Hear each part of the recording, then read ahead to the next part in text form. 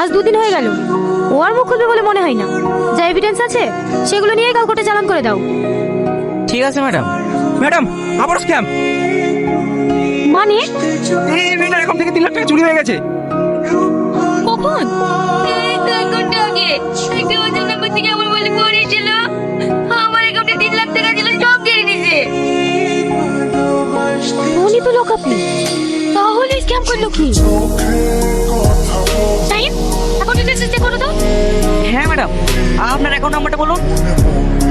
এই দেখে এইখানে লেখা আছে। হ্যালো, আপনাকে একটা অ্যাকাউন্ট নাম্বার পাঠালাম। এই অ্যাকাউন্ট থেকে 1 ঘন্টা আগে 3 লক্ষ টাকা ট্রান্সফার হয়েছে। যে অ্যাকাউন্টে ট্রান্সফার হয়েছে তার ডিটেলসে তাড়াতাড়ি পাঠান। Madam, Tony. কি হয়েছে টনি? ও হসপিটাল থেকে ওষুধ তুলে দিয়েছিলাম, সব একসাথে খেয়ে ফেলেছে। ও মনে আর বাঁচবে না।